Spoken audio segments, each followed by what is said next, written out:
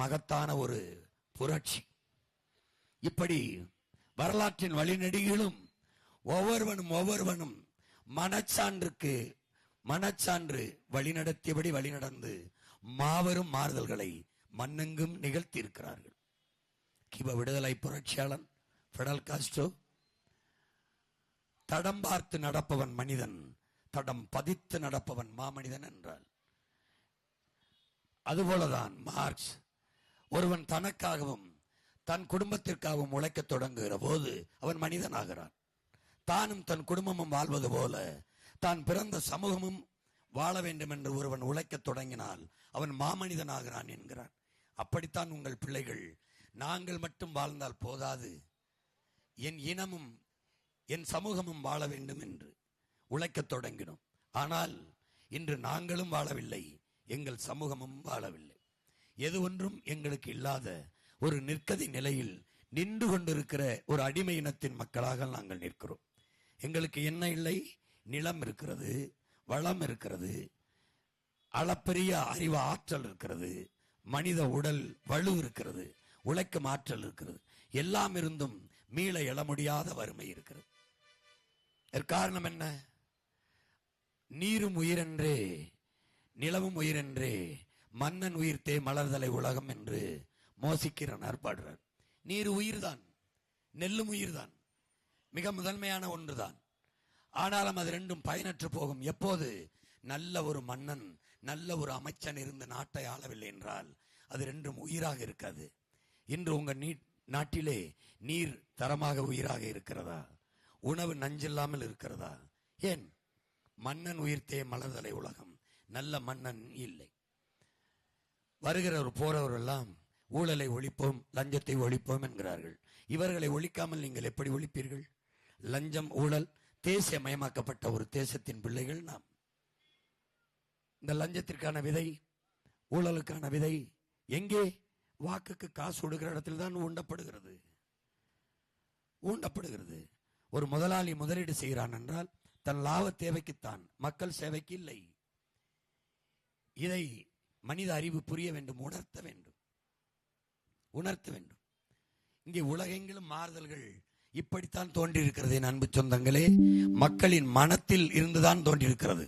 மண்ணில் தோன்றுவதற்கு முன்பு மக்களின் மனத்தில் ஒரு மாற்றத்திற்கான சிந்தனை என் மக்களின் மனதில் எழுமானால், தோன்றுமானால் அந்த மண்ணில் தானாக புரட்சி வெடிக்கும். எப்படியான மாற்றத்திற்கான சிந்தனை? எனக்கு சேவை செய்ய வருகிற ஒருவன் என்னுடைய பிரதிநிதி, எனக்கு எதற்கு வாக்குக்கு காசு தர வேண்டும் என்ற கேள்வி எழுமானால் அந்த இடத்தில் மாற்றத்திற்கான சிந்தனை வந்துவிடும்.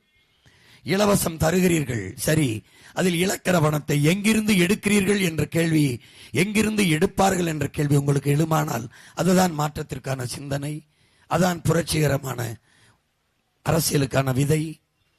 அந்த எண்ணம் வர வேண்டும். ஒரு நாட்டில் கல்வியை கொடுக்க வேண்டியது அரசின் கடமைதானே. அது ஏன் மாணவனை கடன் வாங்கி கற்க வைத்து மாணவர்களின் கல்வி கடனை தள்ளுபடி செய்வதை சாதனையாக பேசுகிறது? கல்வி மானுட உரிமை, கொடுக்க வேண்டியது அரசின் கடமை, அது கொடுக்காமல் இருப்பது மாபெரும் கொடுமை.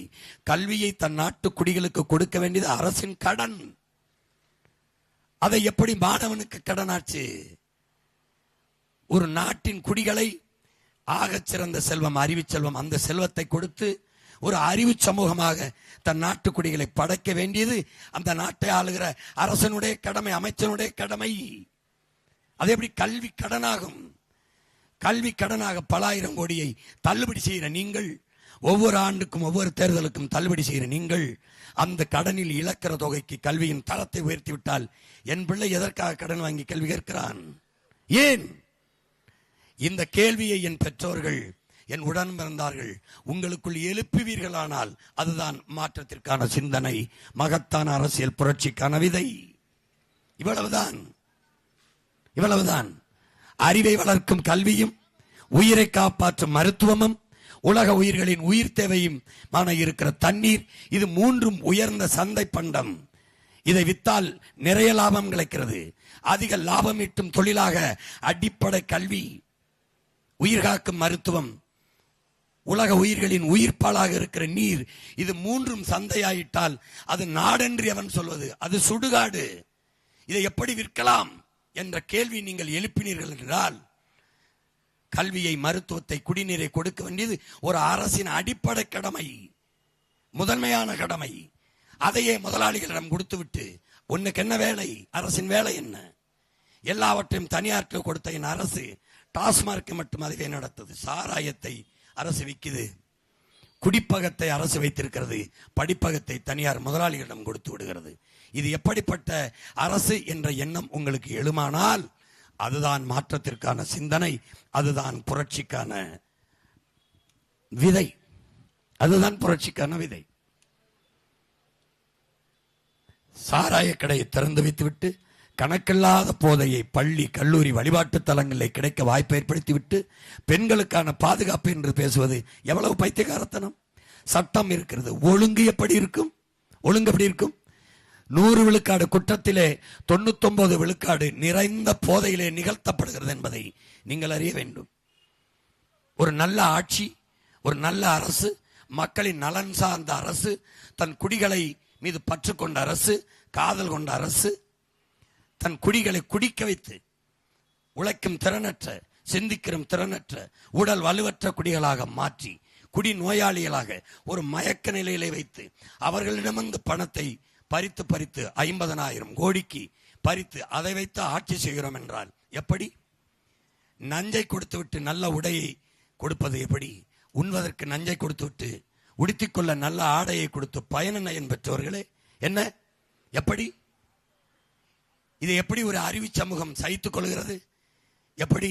எங்கே கொண்டு போய் நிறுத்துவார்கள் இந்த சமூகத்தை என்று நீங்கள் யோசிக்க வேண்டாமா? 2 வயசு பிஞ்சு குழந்தையை வன்புணர்வு செய்து கொலை செய்ய ஒரு மகனுக்கு எண்ணம் வருது, ஒரு ஆண் மகனுக்கு துணி வருது, சிந்தனை வருது என்றால் இந்த சமூகம் எவ்வளவு கேடுகட்டு போகிறது?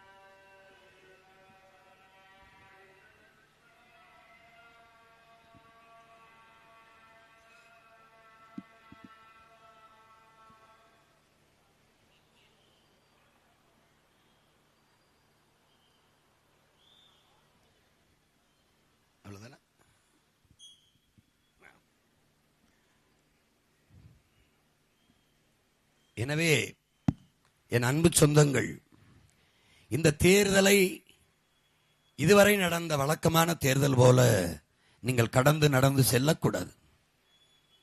உங்கள் அன்பு பிள்ளைகள் எடுத்து வைக்கிற இந்த தேர்தல் களத்தில் எடுத்து வைக்கிற கருத்துக்களை கொஞ்சம் கவனியுங்கள். மற்ற கட்சிகள், மற்ற தலைவர்கள் எடுத்து வைக்கிற கருத்துக்களையும் கேளுங்கள். ஆட்சி அதிகாரத்தில் இருந்தவர்கள் வந்தால் அதை செய்வோம் இதை செய்வோம் என்றால் வந்தபோது ஏன் செய்யவில்லை என்று கேளுங்கள். அவர்கள் என்ன செய்கிறார்கள், என்ன செய்வோம் என்று சொல்கிறார்கள் என்று பாருங்கள். என் மொழி, என் இனம், என் நிலம், என் வளம், என் காடு, என் மக்களின் நலன் என்று யாராவது பேசுகிறார்களா என்று பாருங்கள். என் பிள்ளைகளின் கல்வி, என் மக்களின் மருத்துவம், என் மக்களுக்கான குடிநீர், என் மக்களுக்கான கல்வி, அதற்கேற்ற வேலை வாய்ப்பு என்று யாராவது பேசுகிறார்களா என்று பாருங்கள். தமிழ்நாடு தேர்வாணையத்தில் தேர்வு எழுதி வேலைக்காக காத்திருக்கிற இளைஞர்களின் எண்ணிக்கை மட்டுமே, அன்பு பெற்றோர்களே, அருமை உடன் பிறந்தார்களே, 70 லட்சம் பேர். 3500 வாய்ப்பு தான் இருக்கிறது வேலைக்கு. 50 லட்சம் இளைஞர்கள் போட்டித் தேர்வு எழுதுகிறார்கள். அப்படி என்றால் எது ஒன்று இங்கே சரியாக இருக்கிறது என்று பாருங்கள். எது? தரமான போக்குவரத்து, தடையற்ற மின்சாரம், குடிக்க நீர், படிக்க கல்வி, பார்க்க மருத்துவம், படித்தால் வேலை, உண்ண உணவு, சுவாசிக்க காற்று, எது ஒன்று உங்களுக்கு இருக்கு? எது இருக்கிறது? எது இருக்கிறது? 5 ஆண்டு காலத்தில் எப்படிப்பட்ட மாறுதலை இந்த நாட்டில் உருவாக்கி இருக்க முடியும்? 10 ஆண்டுகளில் வெள்ளையர்கள் அடிமைப்படுத்தி ஆண்ட போது தீண்டப்படாத நகரம் என்று இருந்த சிங்கப்பூரும் மலேசியாவும் இன்று ஜாய்ஃபுல் சிங்கப்பூர், கலர்ஃபுல் மலேசியா என்று உலகத்தின் தரத்திற்கு அந்த நாடை உயர்த்தி உலக கல்வி தரத்தில் 3வது இடத்தில் ஒரு குட்டி மாவட்ட அளவிற்கு இருக்கிற ஒரு நாடு சிங்கப்பூர் இருக்கிறது என்றால் அங்கு ஒரு கனவை சுமந்த ஒரு தலைவன் வந்தான். லீ குவான் யூ என்ற பெருநாயகன் வந்தான். அவன் தன் பெருங்கனவை 10 ஆண்டுகளில் நிறைவேற்றி காட்டினான். 60 ஆண்டுகளாக ஆண்ட இவர்கள் நம்ம எந்த நிலையில் நிறுத்தியிருக்கார்கள் என்று என் அருமை சொந்தங்கள் எண்ணி பார்க்க வேண்டாமா? யோசித்து பார்க்க வேண்டாமா? ஒரு நலத்திட்டம் பெருமையோடு சொல்லிக்கொள்ள ஒன்று எது இருக்கிறது என்று சொல்லுங்கள். எது இருக்கிறது? இருக்கிற பேருந்து நிலையத்தில் ஓடுவதற்கு தரமான பேருந்து இருக்காது. ஆனால் 100 ஏக்கர் 200 ஏக்கரில் 500 கோடிக்கு பேருந்து இருக்கிற. விண்ணூர்தி நிலையத்தில் பறக்க விண்ணூர்தி இருக்காது. ஓட்டுபவன் தனியார் முதலாளி. 5000 ஏக்கரில் துறைமுகம், ஏர்போர்ட்டு, விண்ணூர்தி நிலையம் இருக்கிற. துறைமுகத்திலே சரக்கு கப்பல் ஏறவோ இறங்கவோ தடை இல்லை. 60 விழுக்காடு 40 விழுக்காடு தான் அங்கேயே வேலை நடக்கிறது. ஆனால் 6111 ஏக்கரில் தனியார் முதலாளி துறைமுகம் கட்டுவார். எது இது? இதெல்லாம் எந்த மாதிரியான போக்கு? சுமால் இஸ் பியூட்டிஃபுல்ங்கிறான் EF சுமாசர். சிறியதே அழகுங்கிறான். இருக்கிறதுல நிறைவு கொள்ளுங்கிறான். இருக்கிற பேருந்தில் என்ன பிரச்சனை? இப்ப கோவை விண்ணூர்தி நிலையத்தில் எனக்கு என்ன பிரச்சனை? என்ன பிரச்சனை? சென்னை துறைமுக விண்ணூர்தி நிலையத்தில் என்ன பிரச்சனை? பறக்கதான் விண்ணூர்தி இல்லை. அப்புறம் எதுக்கு 5000 ஏக்கர்ல ஏர்போர்ட் கட்ட போற? எது கட்ட போற? 50 ஆண்டுகள் கழிச்சு பயணிக்கிற மக்களின் வசதிக்கு, 50 ஆண்டு கழிச்சு சுவாசிக்க காத்தும், குடிக்க நீரும், படிக்க கல்வி, பார்க்க வேலை, நஞ்சில்லாத உணவும் இருக்குமா? நீ யோசிக்கல? இங்க இருக்கிற வாழுகிற மனிதன் வாழ்வதற்கு ஒரே ஒரு பூமி தான் இருக்கு. உலகத்தில் எல்லா பயலுக்கும் தெரியும். எந்த கோள்களையும் உயிரினன் வாழ வாய்ப்பு இல்லை. இங்கதான் நீரும் காற்றும் இருக்கு. இதை விட்டு ஒவ்வொரு தடவையும் பல ஆயிரம் கோடியை செலவழிச்சு சந்திர மண்டலத்துக்கு போறேன், விண்கலத்துல போய் விண்கலத்தை பாக்குறேன், சந்திர மண்டலத்துக்கு சந்திராயன அனுப்புறேன். என்ன பண்ற? அங்க போய் இருக்கிற பூமியில நீரையும் காற்றையும் காப்பாற்றி வைக்க துப்பு இல்லை உனக்கு. உறிஞ்சி வித்துட்ட. காற்றை புறா நஞ்சாக்கி கந்தக தூசி ஆக்கிட்ட. நச்ச ஆலைகளை நிறுவி என் தாயின் நெஞ்செல்லாம் காயமாக்கிட்ட. மலையை என் தாயின் மார்வறுத்து வித்து தின்னுட்ட. ஆத்து மணலை புல அள்ளி காசாக்கி நாசமாக்கிட்ட. என்ன இருக்கு? மீத்தேனு, ஈத்தேனு, ஹைட்ரோ கார்பன், இளவு வெங்காயம்னு என் தாயின் ஈரக்குலை இருதயத்தை, சிறுநீரத்தை அறுத்து நாசம் பண்ணிட்ட. ஏன்னா அறிவுகட்ட ஜென்மங்களே, மாட்டு சாணத்துல எத்தனை லட்சம் டன் மீத்தேன் வேண்டுமானாலும் எடுத்துக்கொள்ளலாம்னு இயற்கை எரிகாற்று இருக்கும்போது பைத்தியமே என் மண்ணை எதுக்கிடான்னு ஒன்ற. மாட்டு சாணத்துல எடுக்கும்போது என் மண்ணை, என் தாயின் மாற இருக்கிற ஈரக்குலைய இருக்கிற அறிவு இருக்கிறவன் செய்யற செயலா? அறிவு இருக்கிறவன் இயற்கையான மின்சாரம் இருக்கிற பைத்தியக்காரா, சூரிய ஒளி, காற்றாலை, கடல் அலையில எதுக்குடா என் தாயின் இதயத்தை போய் நோண்டிக்கிட்டு இருக்க? நெய்வேலி பழுப்பு நிலத்தில் 66 ஏக்கரை தோண்டியிருக்கான். போரின் பேரழிக்கு பிறகு கூட மக்களை குடியேற்றிடலாம். இந்த நிலக்கரி எடுத்த இடம், இந்த அணுகுளம் எடுத்த இடம், இந்த மீத்தேன் எடுத்த இடத்துல மக்களை குடியேற்ற முடியுமா? முடியுமா? எதுக்கு உனக்கு கல்வி, அறிவியல், புவி எல்லாம் படிக்கிற? எதுக்கு படிக்கிற? உயிரி எல்லாம் படிக்கிற? இதெல்லாம் படிக்கிறது இல்லையா? நிலக்கரியிலிருந்து தயாரிக்கிறதா மின்சாரம். காற்று மாசுபடுவதற்கும் புவி வெப்பமாவதற்கும் பெருங்காரணம் பன்னெடுங்காலமாக பூமியில் புதைந்த எரிபொருள்களை தோண்டி எடுப்பதாங்கிறான். நிலக்கரி, மீத்தேன், ஈத்தேன் எடுக்கிறதாங்கிறான். உனக்கு தான் இயற்கை, சூரிய ஒளி இருக்கு, காற்றாலை இருக்கு, கடல் அலை இருக்கு. எப்ப வேணாலும் எவ்வளவு வேணாலும் எடுத்துக்கொள்ள முடியும் வாய்ப்பு இருக்கும் போது எதுக்கு போற? அது தீர்ந்து விடுகிற வளம், இது தீராத வளம். இங்க வா, இங்க வா. சாராயம் 50,000 கோடி, பால் 3 லட்சம் கோடி. அது உயிரை எடுக்குது, இது உயிரை கொடுக்குது. அதை மூடிட்டு வா பால் பொருளாதாரத்துக்கு வா. பைத்தியமே, பால் பொருளாதாரத்துக்கு வா. ஏன்? மாடு வளர்க்க மாட்டார் இவரு, அசிங்கம். ஆவின் பால் விற்பாரு, வெங்காயம். எங்கடான்னு கேட்டா பதில் சொல்ல மாட்டாப்ல. ஆவின் பாலை அரசு விற்கதா விற்கலையா சொல்லு. அப்ப எங்க? மாடங்க. பால் வளத்துறைக்கு அமைச்சர், பால் இருக்கு, வளம் எங்க? வளம் எங்க? கால்நடைத்துறைக்கு தனியா அமைச்சர், கால்நடைத்துறைக்கு அமைச்சர், கால்நடை எங்க? பதில் இருக்கா உன்ட்ட? பதில் இருக்கா? உனக்கு எங்க இருந்து பால் வருது? குஜராத்ல இருந்து அமுல்னு வருது. அவன் பாலை வாங்கி குடிக்கிற? ஏன் உனக்கு மாடு வளர்க்க துப்புல மாடு வளர்க்க முடியாதா? மாடு வளர்க்க முடியாது. பால், நெய், தயிர், மோர்லாம், வெண்ணெய் எல்லாம் வேணும். ஆனா மாடு வளர்க்க முடியாது. உனக்கு கேவலம். பைத்தியக்கார. ஆடு மாடு, மாடு மாடு மல்லடா என் உடன் பிறந்தவனே. நடமாடும் வைப்பகமடா, வங்கிடா, மொபைல் பேங்க்ங்கிறான்டா உலகத்தில் இருக்க அறிவியல் அறிஞன், எல்லா பெரிய அறிஞனும். ஒரு ஆடு 60,000 70,000, சில ஆடுலாம் 1 லட்சம் ரூபாய்க்கு போதுற. 1 லட்சம் ரூபாய்க்கு. 1 லட்சம் ரூபாய் உன்னுடைய நிலையான வைப்பு தொகை, பிக்சட் டெபாசிட். ஆடு ஆடு மாடு வளர்க்கிறது அவமானம்னு பைத்தியக்கார கூட்டமே.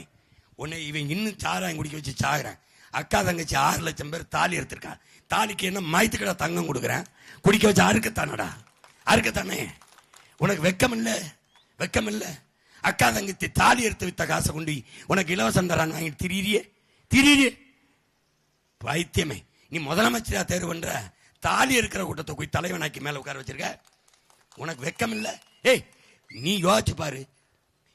உலகத்துல எந்த நாட்டுல கல் இல்ல? எந்த நாட்டுல கல் இல்ல? இந்தியாவில் எந்த மாநிலத்தில் கல் இல்ல? ஏன்டா ஓ மாநிலத்தை மட்டும் தடை இருக்கு? இந்த கேள்வி எழுந்துருச்சுன்னா நீ எனக்கு ஓட்டு கூட போனோம்னா நீ பொழைச்சிக்கிடுவேன். இந்த கேள்வி எழுதா உனக்கு. ஏன் ஓ மாநிலத்தில் மட்டும்? ஆந்திரா, கேரளா, கர்நாடகா, புதுச்சேரி, பீகார், குஜராத், ராஜஸ்தான், மகாராஷ்டிரா எல்லா மாநிலத்திலும் கல் இருக்கும்போது ஓ மாநிலத்தில் மட்டும் கல் எப்படி மதுவாச்சு?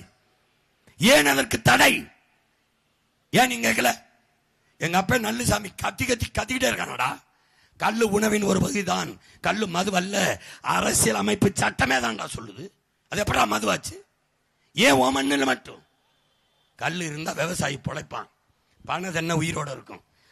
பனை இருந்ததுன்னா நிலத்தடி நீர் மேலோங்கி உயிர் போட இருக்கும்.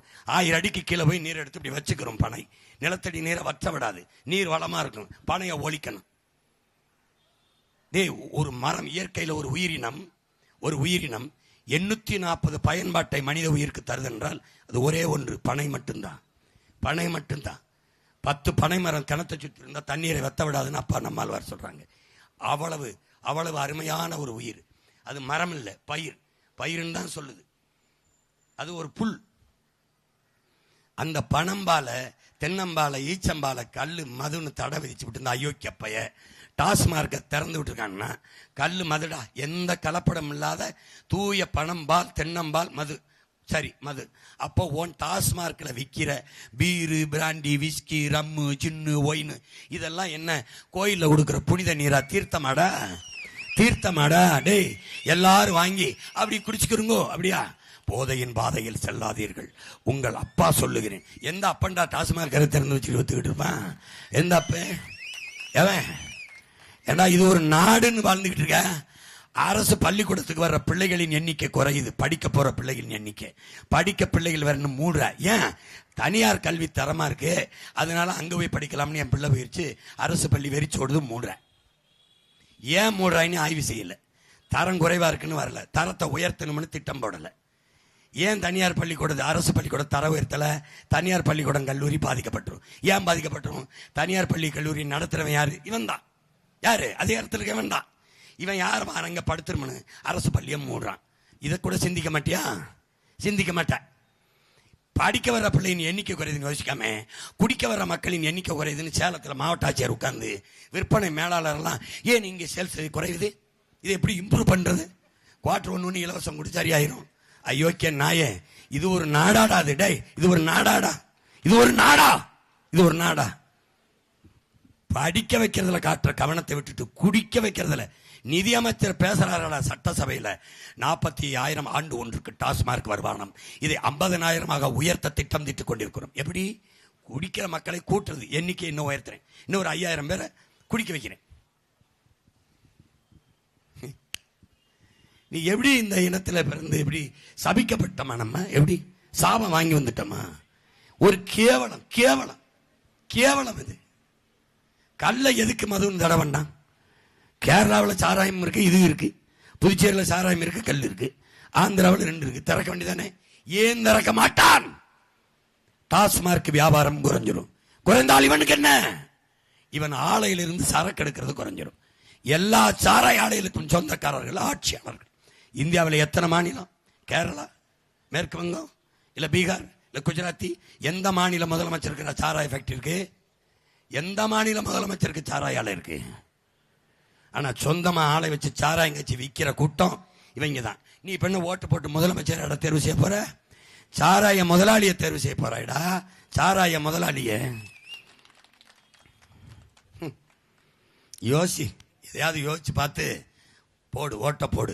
எனக்கு போடு, என் தங்கச்சிக்கு போடு நான் சொல்லல, சரி எதுன்னு பார்த்து போடு. அறிவை கொஞ்சம் பயன்படுது, சிந்தி, யோசி. பகுத்தறிவுனா என்ன?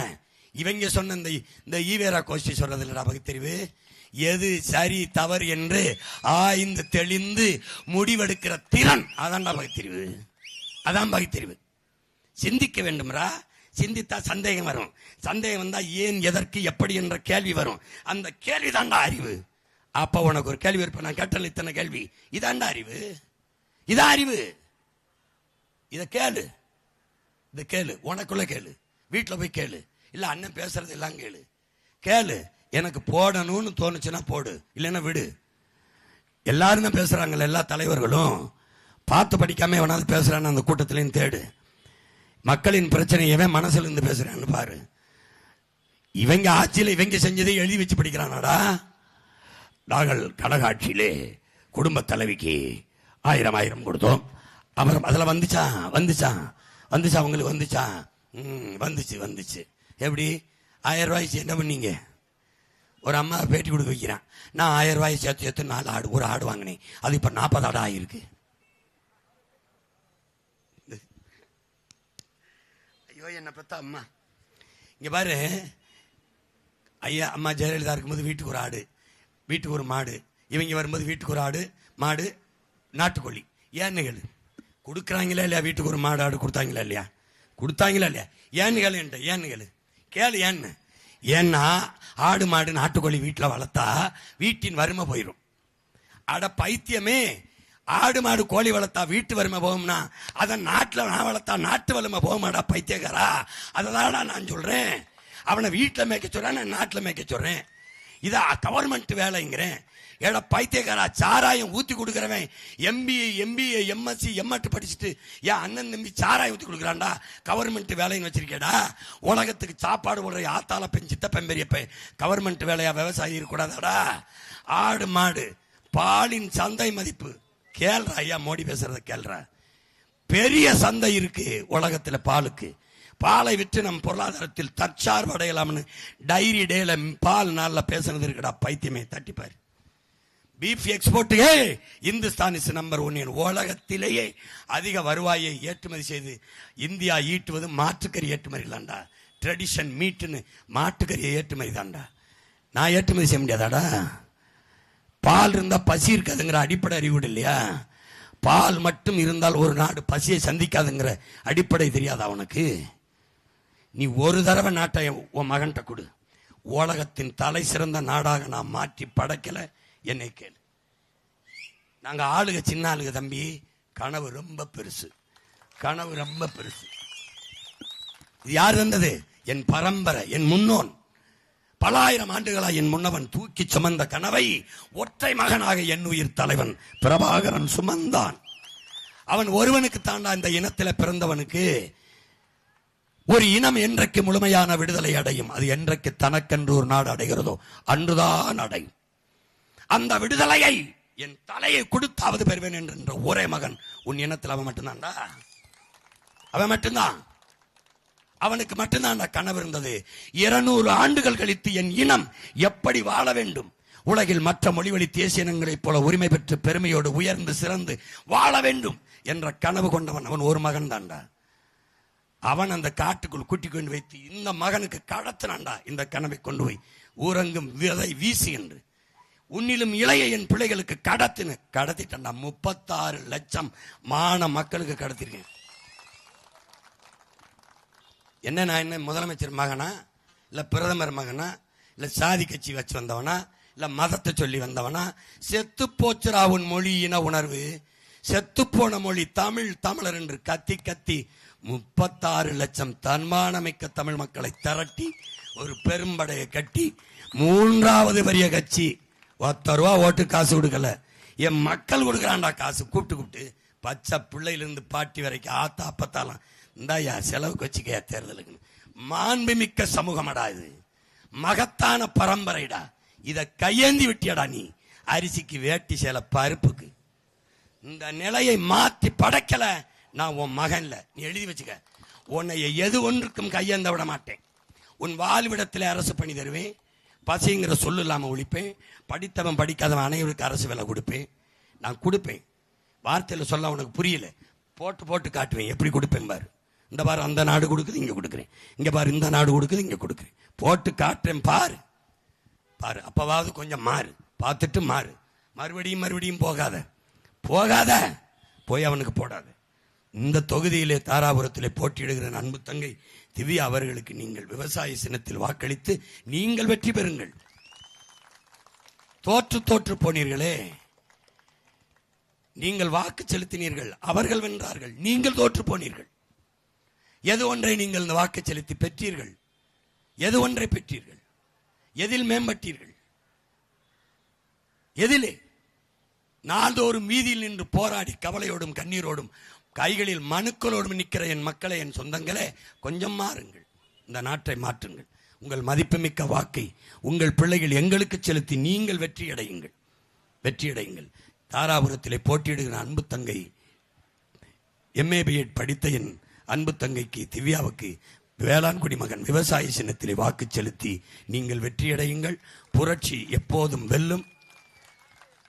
நம் வெற்றி அதை சொல்லும். நம் இலக்கு ஒன்றுதான், இனத்தின் விடுதலை.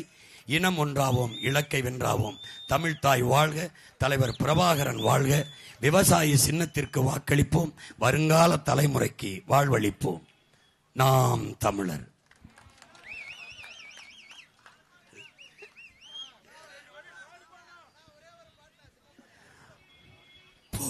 போடுகிற ஓட்டை எல்லாம் திருடனுக்கே தொடர்ந்து போட்டா நாட்டு நிலைமை என்ன ஆகும், நீயும் கொஞ்சம் எண்ணி பாரு. ஊழல் லஞ்சம் பெருத்து போச்சு, உண்மை நேர்மை செத்தே போச்சு. மாண்புமிக்க மக்கள் ஆட்சி மண்ணோடு மண்ணா போச்சு. கேடுகட்ட பணநாயகம் கேலி வன்னி சிரிக்குதம்மா. பொறுப்பது பாவம் தானே, சகிப்பது சாபம் தானே. நல்ல ஆட்சி மலர்வதற்கு என்ன வழி கூறம்மா. விவசாயி சின்னத்துல ஓட்டணியும் போடம்மா. போடுகிற ஓட்டையெல்லாம் திருடனுக்கு தொடர்ந்து போட்டா நாட்டு நிலைமை என்ன ஆகும், நீயும் கொஞ்சம் எண்ணி பாரு. இனியேனோ மாறு. விவசாய சின்னத்திற்கு போடுங்க ஓட்ட, அப்புறம் பாருங்க நம்ம நாட்டை. நன்றி, வணக்கம். நாம் தமிழர்.